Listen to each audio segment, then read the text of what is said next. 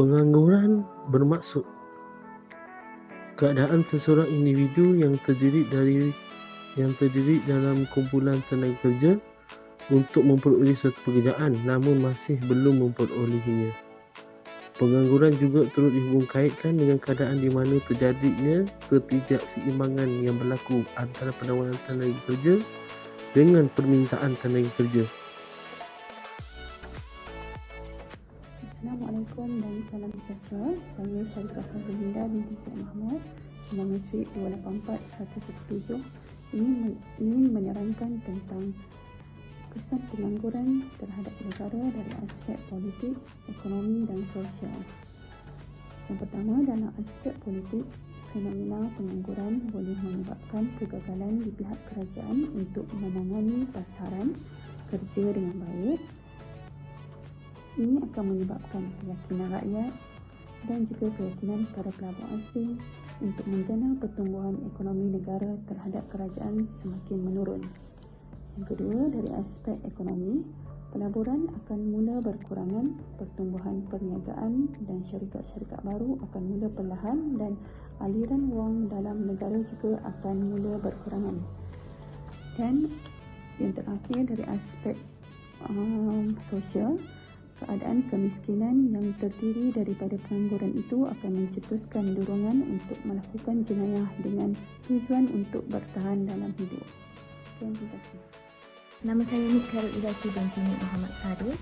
Nombor matrik saya 283856. Saya akan menjelaskan tentang faktor-faktor pengangguran. Faktor yang pertama adalah lambakan graduan. Setiap negara mempunyai masalah mengenai kadar pengangguran yang makin meningkat. Jabatan Perakaan Malaysia menunjukkan statistik yang dikeluarkan oleh Tenaga Buruh Malaysia iaitu pada Mei 2020, kadar pengangguran meningkat mulai April 2020 sebanyak 5.3%. Kadar penurunan yang berlaku pada 2019 menunjukkan keadaan pasaran tenaga buruh semakin kritikal oleh kerana lambakan graduan. Pengangguran belia berumur 15 hingga 24 tahun adalah tinggi berbanding jumlah purata kadar pengangguran yang dinyatakan oleh Jabatan Perangkaan Malaysia. Faktor yang kedua adalah kelulusan yang tidak bersesuaian di mana dengan keperluan dan kehendak di dalam sesebuah industri yang juga merupakan salah satu faktor kepada pengangguran. Majoriti peluang pekerjaan yang ditawarkan adalah dalam kategori yang memerlukan kemahiran sederhana di mana ianya kurang sesuai untuk graduan baharu. Pada tahun 2018, kadar pengangguran dalam kalangan belia adalah 10.8% di mana kadar tersebut meningkat kerana ketidaksepadanan antara permintaan terhadap tenaga kerja di pasaran dan bekalan buruh. Faktor yang ketiga ialah majikan memerlukan pekerja yang mempunyai pengalaman. Setiap majikan tidak mahu menanggung risiko yang boleh menyebabkan kerugian dalam menerima pekerja yang tidak mempunyai kemahiran ataupun pengalaman di dalam pekerjaan yang dilakukan. Setiap tugas mempunyai skop yang berlainan dan kadar bayaran yang berbeza mengikut tahap kemahiran.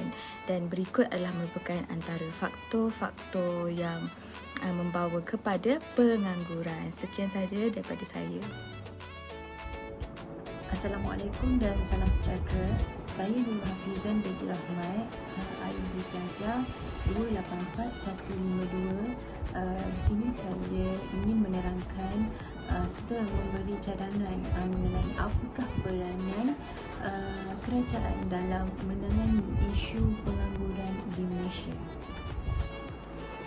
Saban hari kita dapat melihat ribuan graduan yang berjaya dihasilkan oleh industri pengajian tinggi awam maupun swasta. Namun di sebalik kejayaan tersebut, masih ramai antara mereka yang gagal untuk mendapatkan pekerjaan.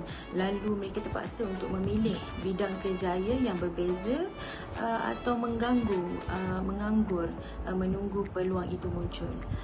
Berikut saya ingin ketengahkan antara peranan atau cadangan dalam menangani masalah pengangguran di Malaysia.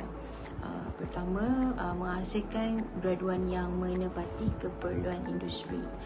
universiti dan kolej perlu menghasilkan graduan yang menepati keperluan industri di Malaysia.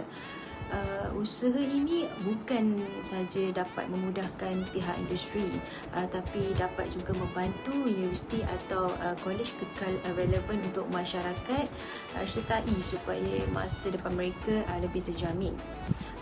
Majikan dalam industri juga perlu menilai graduan secara positif supaya mereka mempunyai kemahiran serta kelayakan untuk memenuhi keperluan industri. Yang kedua, meningkatkan kemahiran pekerja dan graduan secara berkala. Untuk mengurangkan kadar pengangguran di Malaysia adalah dengan meningkatkan kemahiran pekerja dan graduan secara berkala. Perkara ini dapat mengekalkan permintaan tenaga kerja tempatan daripada pihak industri. Dan seterusnya, golongan pekerja juga dapat menambah kemahiran mereka dalam masa ke semasa. Dan yang ketiga, membantu perkembangan perusahaan kecil dan sederhana. Kita tidak boleh terlalu bergantung saja kepada pelabur asing untuk meningkatkan perkembangan industri. Andailah satu hari nanti mereka ambil keputusan untuk tarik semula pelaburan mereka, mungkin ramai antara kita akan kehilangan pekerja. So dari itu, perkembangan usahawan tempatan harus disokong supaya dapat meningkatkan daya upaya tenaga kerja tempatan itu sendiri. Dengan memberi pakej rangsangan seperti pengecualian cukai, skim pengambilan kerja anak tempatan serta bimbingan kemahiran yang berterusan. Okey, yang keempat, menambah bilangan kekosongan jawatan di sektor kerajaan. Kita tahu penjawat awam adalah tunjang kepada pengurusan dan kejayaan sesebuah negara. Bila ramai penjawat awam dilantik secara jangka panjang, sistem perkhidmatan awam yang diatur oleh kerajaan akan bertambah baik. Disebabkan perkara ini, masyarakat akan lebih selesa dan produktif serta mampu meningkatkan ekonomi negara. So di sini, terima kasih dan Assalamualaikum.